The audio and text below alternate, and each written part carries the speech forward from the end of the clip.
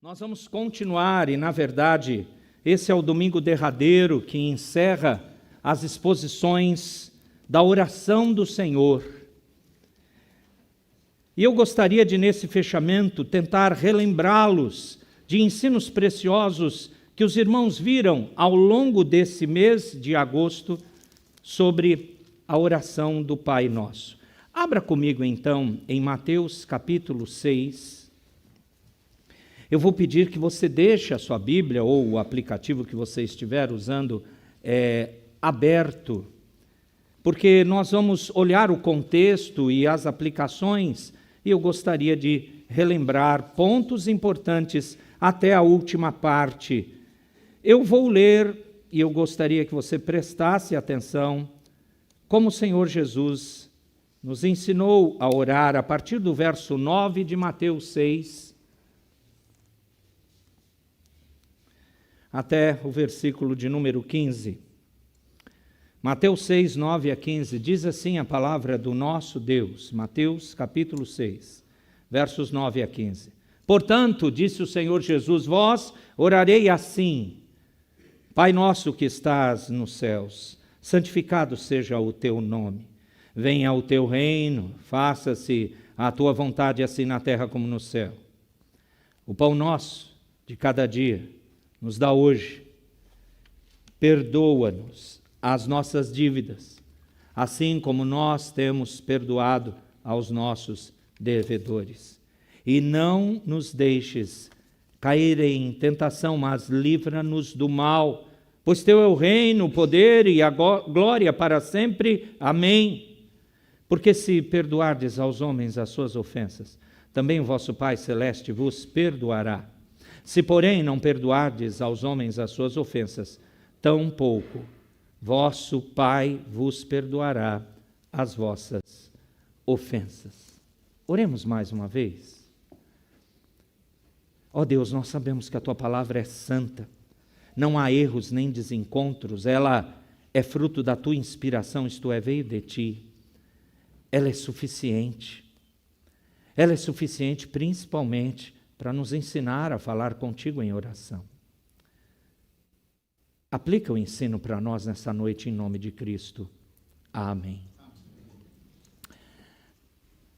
Por que nós, a equipe pastoral, entendeu que era melhor estudarmos a oração do Senhor? A gente criou um título para essa série, né? Um Pai disposto a ouvir. E aí estamos na oração do Pai Nosso. Por que fizemos isso? O objetivo dessa série de sermões era fazer você, eu, todos nós, orarmos mais, a partir do entendimento correto sobre a oração do Pai Nosso. Você já chegou àquela conclusão de que você poderia orar mais do que você ora hoje? A vida é tão agitada, as agendas são tão lotadas, e as reuniões de oração que acontecem, e são muitas em nossa igreja, as pontuais, aquelas que sempre ocorrem, as especiais de tempos em tempos, a gente tem percebido no cristianismo brasileiro, por exemplo, no evangelicalismo atual, ainda não se ora o suficiente. Olha que interessante, Charles Spurgeon disse, quando não temos vontade de orar, é um alerta que nós devemos orar mais. João Calvino, ele disse, a oração é o antídoto para todas as nossas aflições. Stephen Lawson, já mais contemporâneo nosso, ele disse, a oração não muda a vontade de Deus, a oração se submete à vontade de Deus. Indo lá para o passado, os nossos irmãos puritanos, pastores como Richard Sibbes, dizia assim, quando nós buscamos a Deus em oração, o diabo sabe que estamos querendo mais poder para lutar contra ele, e por isso procura lançar contra nós toda a oposição que é capaz de arregimentar. John Bunyan, conhecido principalmente por não apenas o seu pastorado no passado puritano, mas por conta do famoso livro Peregrino, sobre oração ele disse, na oração é melhor ter um coração sem palavras do que palavras sem um coração. Eu separei tantas frases de impacto, amados, sobre oração, e cada uma delas de irmãos do presente ou do passado, todas apontam para a mesma coisa. É urgente, é necessário, é importante, e nenhuma dessas frases que foram resumidas como a aplicação da Escritura, nenhuma delas despreza a palavra do Senhor. Talvez o que um contemporâneo do século XX, faleceu em 1963, C.S. Lewis, ele disse assim: as minhas orações não mudam a Deus, mudam a mim mesmo. Eu creio que, com essa frase, resume muito bem o que contém a oração do Pai Nosso. Nós nos acondicionamos a quem Deus é. Nós rogamos que seja feita a sua vontade. Nós carecemos que Ele nos dê todo o sustento. Nós queremos viver aquilo que Ele nos salvou para viver, perdoados para perdoar. Nós rogamos, cuide de nós diante do maligno, do mal. Não nos perca, não nos deixes cair em tentação, porque reconhecemos o Teu reino, poder, glória para sempre. É por isso que homens como Sinclair Ferguson acrescentaram: a oração envolve grande esforço, mas não é o esforço para persuadir Deus, fazer Deus fazer o que a gente quer. Pelo contrário, é o esforçar-se por ser controlado por Deus, abandonando os lugares escuros e secretos onde nós temos escondido a verdade a respeito de quem somos e depositando toda a nossa vida diante dele, diante do Senhor. Meus irmãos, o Senhor Jesus sabia disso. E propositalmente Ele ensinou a oração do Pai Nosso. Essa oração serve a dois propósitos, amados. Primeiro, ela provê uma oração modelo, um esboço, ensinando-nos o modo como nós devemos nos aproximar de Deus enquanto Pai e de forma pela qual nós devemos falar com Ele. E a segunda coisa importante é que esse esboço serve para a nossa vida cristã como um todo. Ela destaca as prioridades da vida, nos ajuda a colocá-las em foco. Quando o Senhor Jesus iniciou aqui o ensino, olha o verso 9, ele disse: portanto, vós orareis assim. O nosso Senhor e Redentor Cristo estava estabelecendo um paradigma de oração para toda igreja cristã. Não pode ser desprezado. A gente não tem que ter receio de, será que no final das nossas escolas dominicais a gente não está ensinando um mantra, não estamos desprezando essa oração? Não, nós estamos buscando ao Senhor com aquilo que Ele nos deu de esboço e a partir dessa estrutura nós devemos conduzir nossas orações. É um fato que é a oração mais falada, repetida. Um autor disse certa vez que, foi Martinho Lutero, disse que não ia adiantar as pessoas orarem 1000 Pais Nossos sem compreender o que o Senhor Jesus estava ensinando ali. Quando você olha a oração do Pai Nosso, ela se torna mais importante ainda no momento, no lugar aonde Cristo ensinou. Você sabe que Mateus 6 está praticamente no meio do Sermão do Monte. Está incrustado ali. E, de maneira especial, esse capítulo 6 tem uma razão, tem um porquê. Você poderia ver comigo no verso 1 do capítulo 6 de Mateus. Olha só, leiam a uma só voz, para a gente poder entender por que Jesus começou a falar na parte do sermão, o capítulo 6 de Mateus, verso 1, guardai-vos...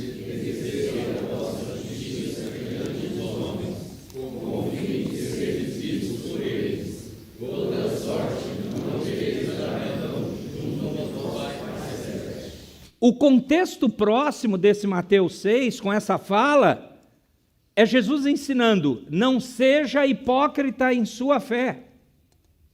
E Jesus ensina isso com práticas piedosas, e no centro dessas práticas piedosas está a oração. E ele dá o modelo para isso. Então é muito importante compreender que quando você aprende a orar direito, você deixa de ser hipócrita. E sabe, amados, aqui esse trecho, aonde está bem colocado a oração do Senhor, ela contém aqui esse miolo, 3 tópicos que envolvem essa questão de nós não sermos hipócritas em nossa fé, em nossa comunhão com Deus, envolvem 3 atitudes piedosas. Acompanhe com os olhos o texto. Dos versos 1 a 4 de Mateus 6, Jesus vai falar das esmolas. Aí no meio, a oração dos versos 5 a 15, e depois o jejum, dos versos 16 a 18. Jesus aqui, ele está nos ensinando, ou ensinando aos seus discípulos naquela ocasião, que a vida piedosa não pode ser vivida na expectativa de que outros fiquem impressionados com as nossas ações devotas, sejam elas por dar esmola, a oração ou o jejum. Em outras palavras, status, honra, vergonha ou louvor de outras pessoas, infelizmente eram valores daquela época que o Senhor Jesus impactou com o seu ministério terreno, quando proferiu o seu sermão do monte. Mas, amados, nós continuamos a viver nos dias de hoje esse contexto. Muitas vezes nossas atitudes espirituais podem estar sendo conduzidas, elas podem demonstrar o desejo de atrair o louvor e a glória das pessoas sobre nós.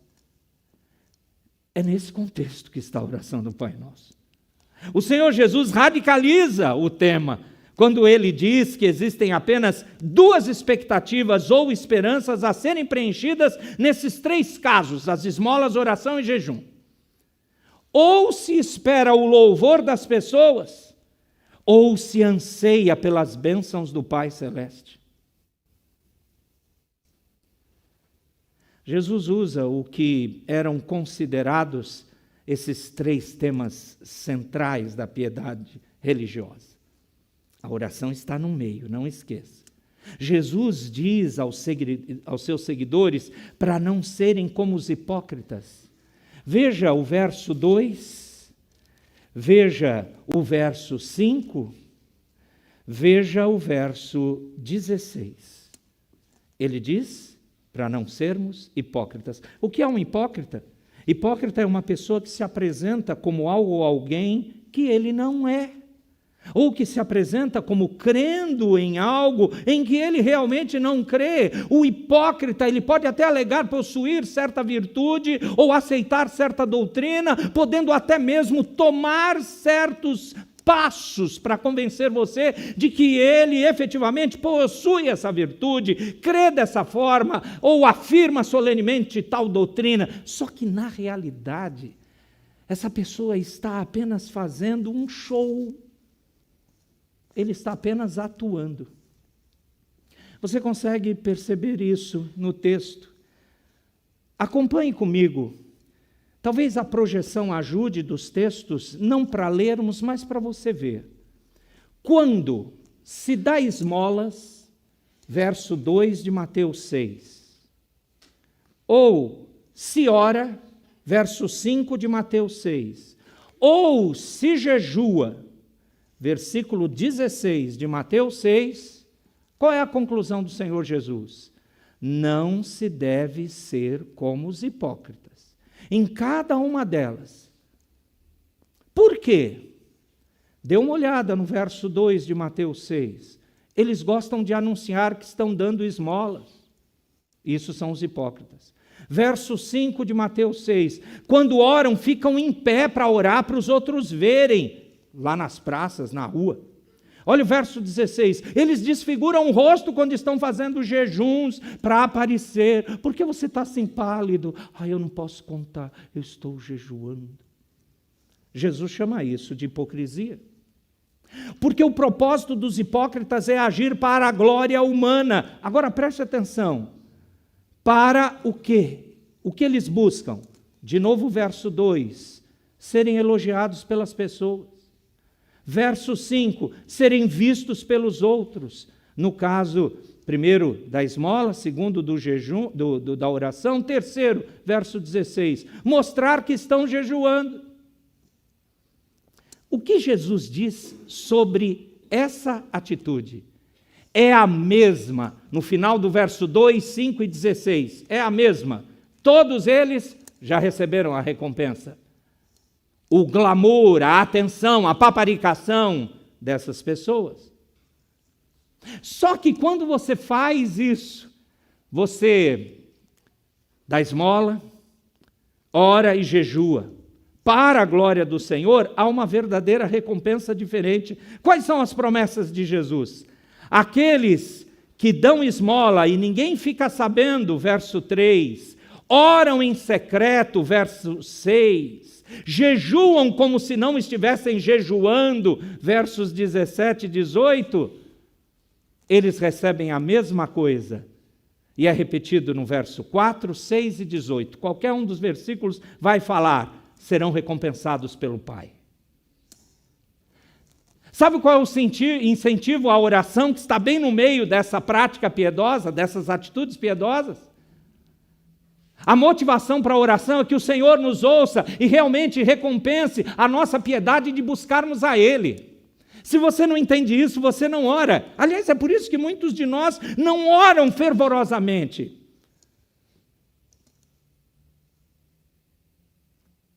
Esse é o primeiro e grande e mais importante princípio nos ensinamentos do Senhor Jesus. Dar esmolas, orar, jejuar, são atividades legítimas, têm promessas de recompensa, na medida em que elas são praticadas sem a intenção de aparecer diante das pessoas, são feitos tão somente na esperança de receber a recompensa do Pai Celeste. É isso que realmente conta, porque isso é não ser hipócrita. E nós focamos na oração aqui. Queridos, focalize comigo nisso. O que Jesus adverte sobre orações nesse trecho? Ele diz para nós, orações longas e repetidas não são garantia de que o Pai vai ouvi-las e enxergar essa piedade extra daqueles que oram assim.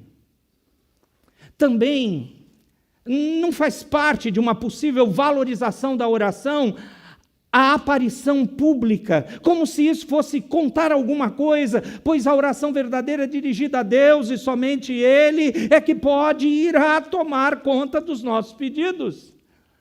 O princípio da vida sobre o cuidado de Deus é que Ele sabe muito bem das reais necessidades dos seus filhos, e isso está no verso de número 8, que antecede a oração do Pai Nosso.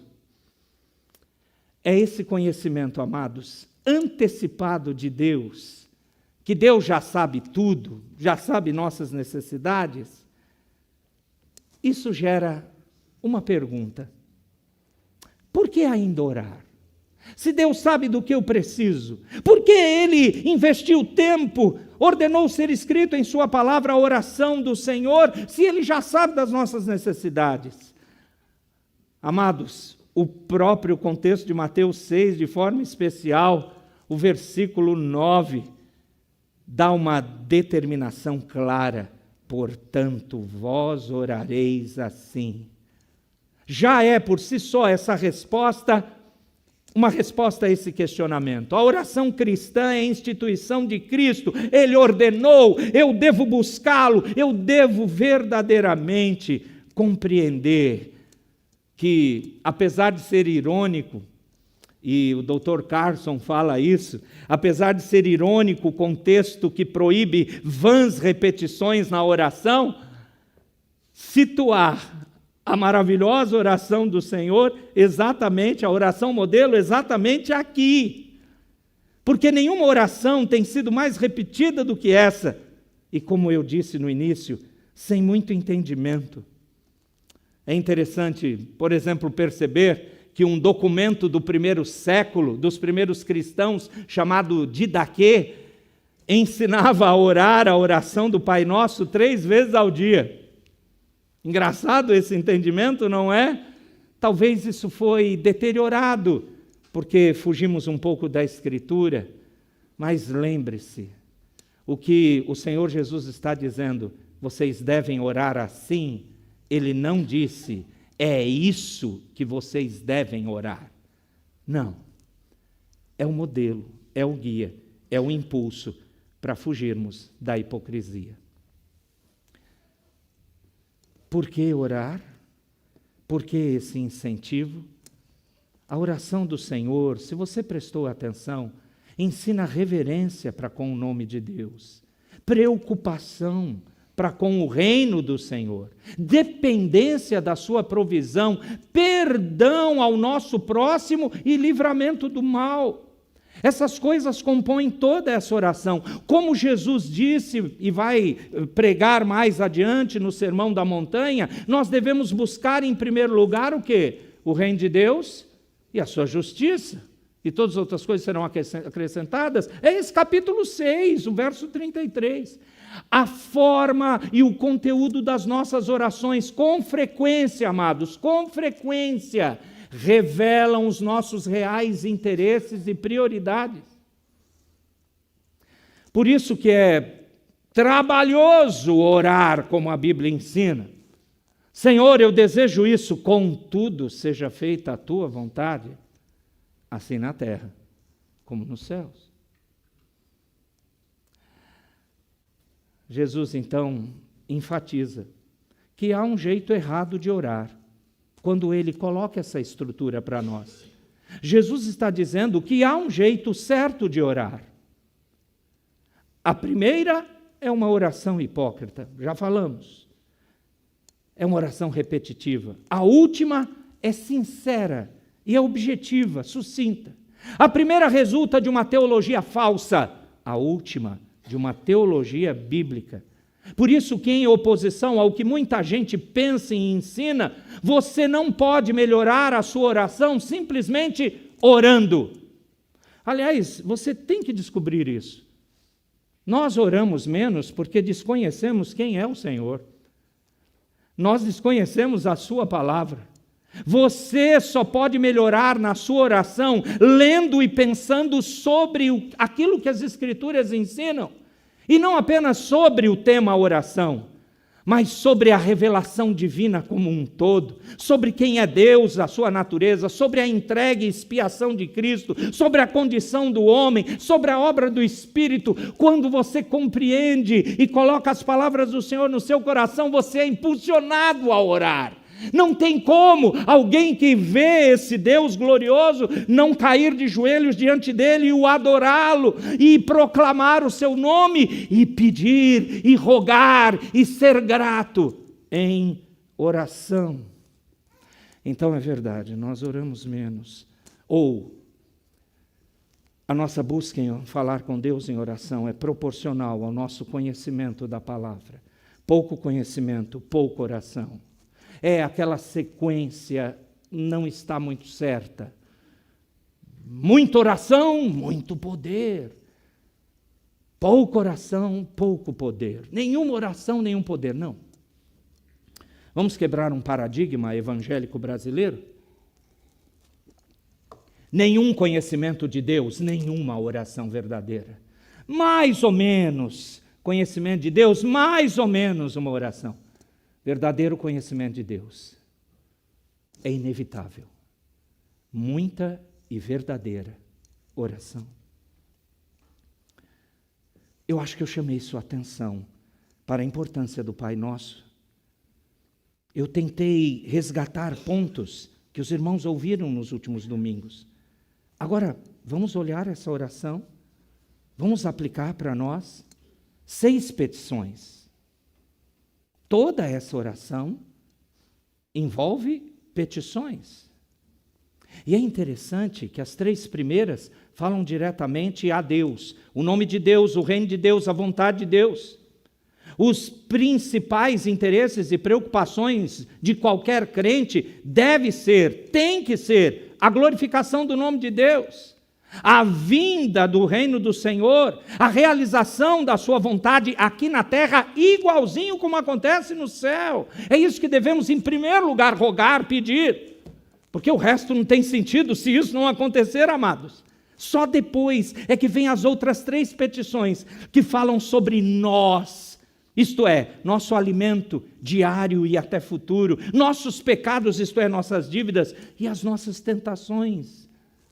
Tudo isso porque, em primeiro lugar, Ele é o Pai. Mas eu queria mostrar 5 conceitos. Não vou falar diretamente das 6 petições, mas 5 conceitos. E o primeiro deles está no verso 9.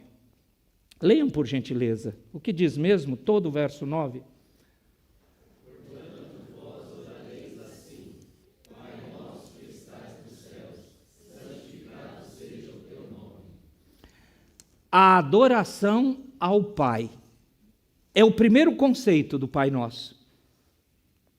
É maravilhoso você ver que Jesus une 2 ideias verdadeiras sobre os filhos do reino. Ele está falando da intimidade desses filhos e do acesso ao grande rei que esses filhos têm. Aquele a quem oramos está lá nos céus e, ao mesmo tempo, é o nosso Pai. É próximo. Toda a adoração que prestamos flui dessas poucas palavras. Elas pertencem ao verdadeiro louvor e adoração. Ele está lá no céu, nós na terra. Ele é celestial, nós somos terrenos. Ele é eterno, enquanto nós somos suas criaturas, criadas por Ele, dependentes dEle, até e principalmente para respirar. É por isso que nós oramos: santificado seja o teu nome. Não é porque o nome de Deus possa ser mais santificado do que já é, mas porque somos lembrados de quanto precisamos do auxílio divino, para que então possamos conhecer quão santo, isto é, separado de nós, Ele é na verdade. E junto com isso, amados, junto com isso, nós ousamos chamá-lo de Pai. Nós sabemos que Ele está próximo, que Ele cuida de nós de uma maneira realmente especial, porque Ele nos tem dado uma vida. E essa vida que eu estou me referindo agora não é apenas a terrena, eu estou me referindo àquela que Ele nos criou, a nova vida com o Salvador, através dEle. Todo cristão confessa ao Senhor. Olha o Salmo 139, verso 13. Nós confessamos: Tu formaste o meu interior, Tu me teceste no seio de minha mãe. Mas também nós devemos confessar que quando estávamos espiritualmente mortos, o Senhor nos trouxe à vida. Efésios 2 fala isso. Ele nos deu um novo nascimento. 1 Pedro capítulo 1 fala isso. Nós somos seus filhos, somos seus privilegiados. Além disso, as palavras dessa oração jogam um entendimento claro, melhor dizendo, jogam luz sobre a comunhão entre os crentes. Você já parou para pensar nisso? Logo nessa parte em que você adora ao Pai, você ora dizendo: Pai nosso, e não meu Pai. Eu sei que exclusivamente foi o Senhor Jesus que chamou o Pai de meu Pai, mas nós não devemos copiá-lo nisso, muito pelo contrário. Nós devemos lembrar de que compartilhamos de privilégios espirituais com todo o povo de Deus. Nosso Pai é seu e meu. Isso nos liga. Que maravilha, amados. Percebermos isso é algo bendito. E sabe o que é interessante? Quando dizemos santificado seja o teu nome, isso inclui não apenas o falar, o que você fala, mas o que significa as suas palavras, o que elas de fato querem dizer. Oramos para que Deus seja glorificado em todas as coisas. Nós reconhecemos, por exemplo, as famosas palavras do breve catecismo de Westminster, que o fim principal do homem é glorificar a Deus e se alegrar, deleitar-se nele para sempre, não é assim? Então, com essas palavras, nós estamos, na verdade, gravando sobre nossas vidas o seguinte entendimento: Senhor, que em tudo que eu fizer e disser seja mostrada a sua glória, como meu Pai celeste que tu és, e que todos os meus pensamentos estejam focados naquilo que traga honra ao seu nome, porque o Senhor é o nosso Pai que está nos céus, que o teu nome seja santificado em minha vida. Leiam o verso 10 de Mateus 6, a segunda parte, o segundo conceito qual é?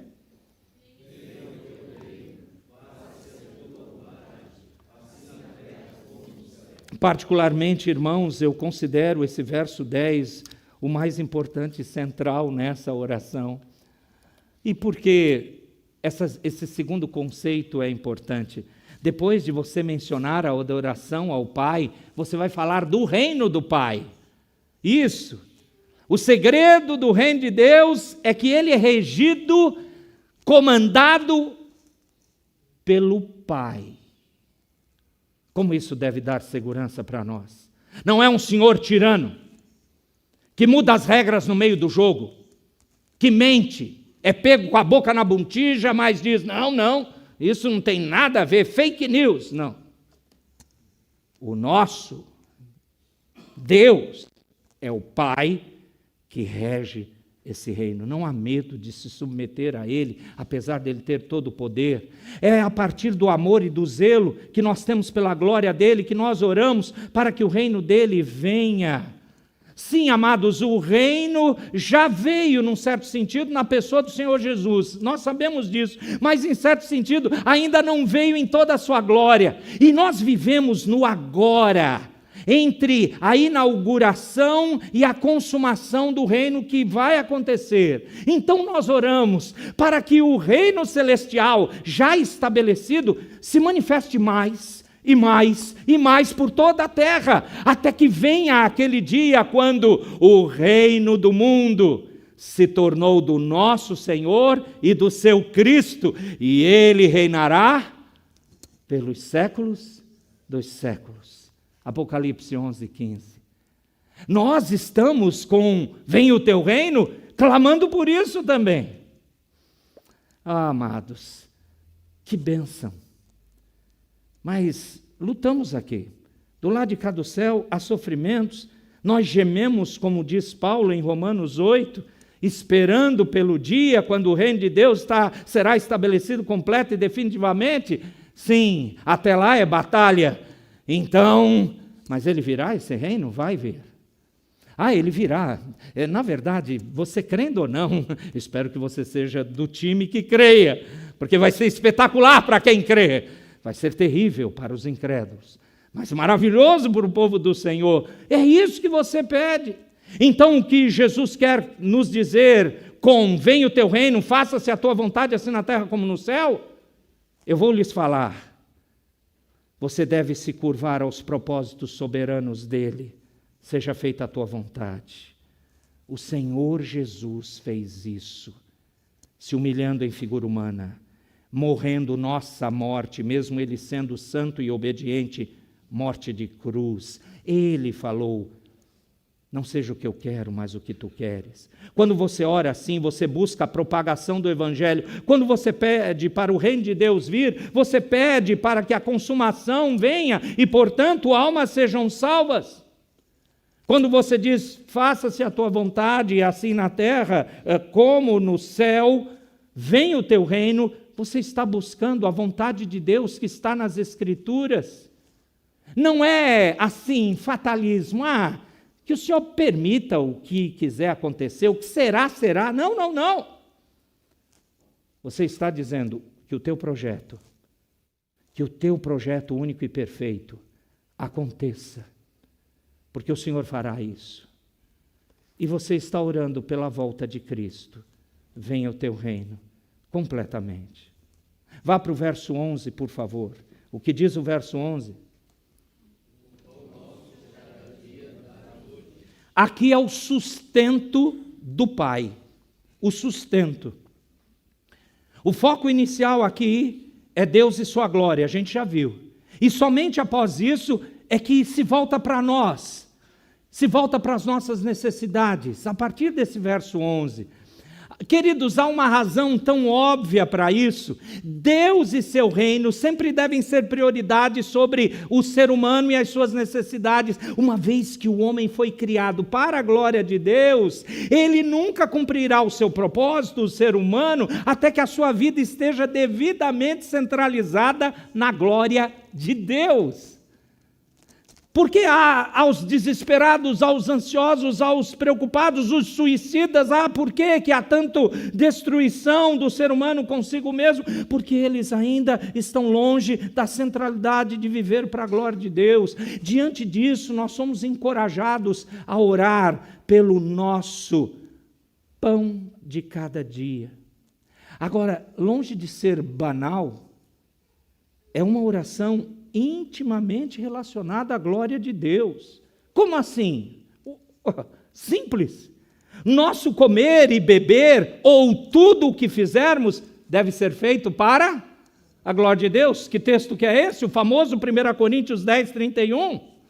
Amados, a comida que comemos é nossa só porque Deus sustenta o universo e nos dá semeadura e colheita.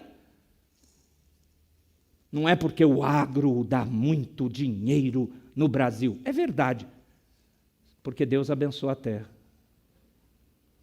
Pode ter a melhor tecnologia de todas, se Deus não fizer a semente brotar.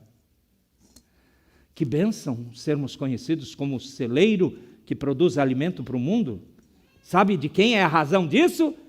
Do nosso governante eterno. E a gente deveria ser grato. Eu acho que tem uma coisa que o brasileiro crente deveria agradecer muito. Puxa, é tão bom comer cenoura. Mesmo de vez em quando ela está cara, então, chuchu, abobrinha, alface. Está dando fome?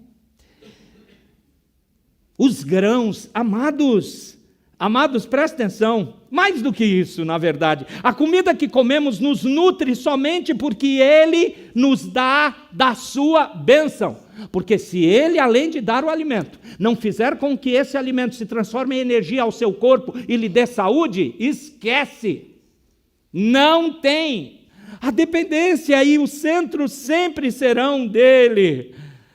Mas tem uma coisa que, quando foi traduzido o pão nosso de cada dia, nos dá hoje, é uma coisa interessante. Alguns dizem que essa não é uma boa tradução, porque parece que é só para hoje. Na verdade, a melhor tradução é o pão de amanhã. Em outras palavras, nós estamos pedindo que as bênçãos dos últimos dias sejam dadas no dia de hoje.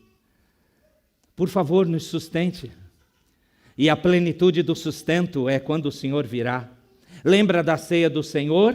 Quando partimos o pão e o vinho? São alimentos ordinários, não é?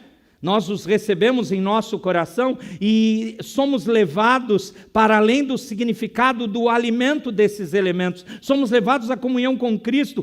Esta é somente uma antecipação da futura comunhão que teremos com Ele. É sério que você está só preocupado em ter comida na sua despensa, no mínimo todo dia? Eu quero sentar à mesa com Jesus, porque Ele prometeu. Eu não vou celebrar isso até que se cumpra junto com vocês, lá no meu reino. Dá-nos desse pão. Queremos viver isso. Para terminarmos, amados, a graça do Pai está no verso 12. Perdoa-nos as nossas dívidas, assim como nós temos perdoado aos nossos devedores.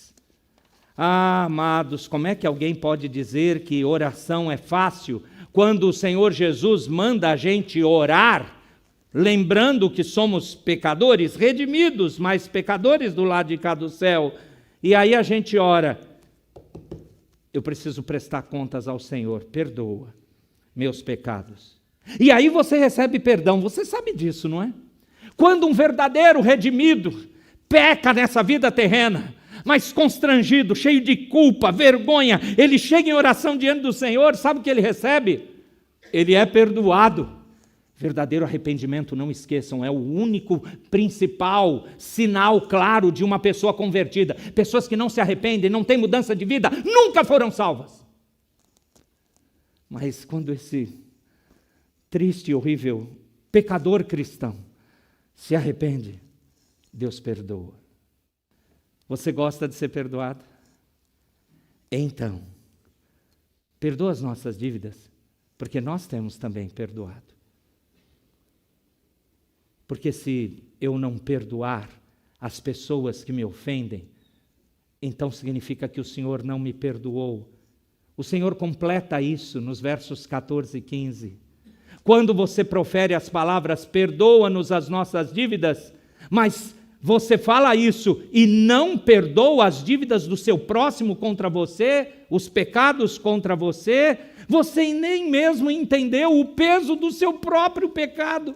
A graça do perdão recebida deve ser compartilhada com os demais. Uma vez que Deus nos amou, nós devemos também nos amarmos uns aos outros com o amor demonstrado pelo perdão. Sabe onde está escrito isso? Em 1 João 4,11, exatamente com essas palavras.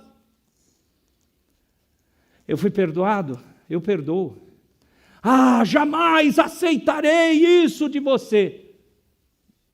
Então você nunca foi perdoado dos seus pecados. Não, eu fui. Nós oramos dominicalmente essa parte da oração do Pai Nosso. Eu sinceramente oro que na minha vida e na vida de vocês, você perdoe as ofensas dos outros contra você, como Cristo tem perdoado você. Como termina essa oração? Leia o verso 13, por gentileza. E não nos deixes cair em tentação, mas livra-nos do mal, pois teu é o reino, o poder e a glória para sempre. Amém. Meus irmãos, Senhor, eu não quero cair em tentação. Quando a palavra apareceu aqui, é inevitável você lembrar que o nosso mestre foi tentado. E é em Mateus 4 que está escrito isso. E ele foi tentado pelo diabo. O interessante é que Mateus, no capítulo 4, ele fala que o Espírito Santo levou Jesus ao deserto para ser tentado pelo diabo. Então, nós vamos passar tentações para sermos quebrantados, apurados. E nós devemos rogar a proteção do Senhor, porque Ele tem poder para nos fazer isso. Mas vai além. Devemos orar para sermos libertos do mal. Só que a palavra usada no original é o próprio maligno. Do que será que o Senhor quer que nós busquemos com livra-nos de todo mal ou livra-nos do maligno? É quando vamos viver, mais cedo ou mais tarde, o dia mau. Uma confluência do seu pecado com as ciladas de Satanás e o mundo perdido ao seu redor. E isso para colocar você e eu numa situação que pode abalar a nossa fé e a gente pode pensar em não obedecer ao Senhor. Há muitos crentes que eu tenho visto isso, além da minha própria vida, várias situações onde há esse terror e a gente precisa clamar, me livra disso. Não me deixe cair.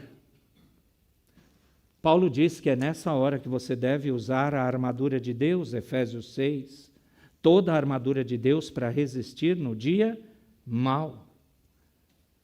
E o que o Senhor Jesus quer que concluamos, que tenhamos por bem no nosso coração o fazer esse último pedido. Jesus está nos instando aqui a orar para sermos libertos, pois o nosso Pai tem a capacidade de nos libertar. O Senhor me livrará também de toda obra maligna e me levará salvo para o seu reino celestial. A Ele a glória pelos séculos dos séculos. Amém. O apóstolo Paulo falou isso em 2 Timóteo 4, versículo 18. E é isso, exatamente porque Ele mandou nós orarmos. Ele colocou que isso não deveria ser esquecido. Não nos deixe cair em tentação, mas livra-nos do mal. Bom, nós somos fracos, certo? Mas Ele é forte. O cristão que ora, sendo conhecedor da sua própria fragilidade, será guardado pela força do Senhor. Não é de admirar que a igreja primitiva acrescentou diante disso a doxologia da oração. Pois teu é o reino, é o poder, é a glória para sempre. Amém.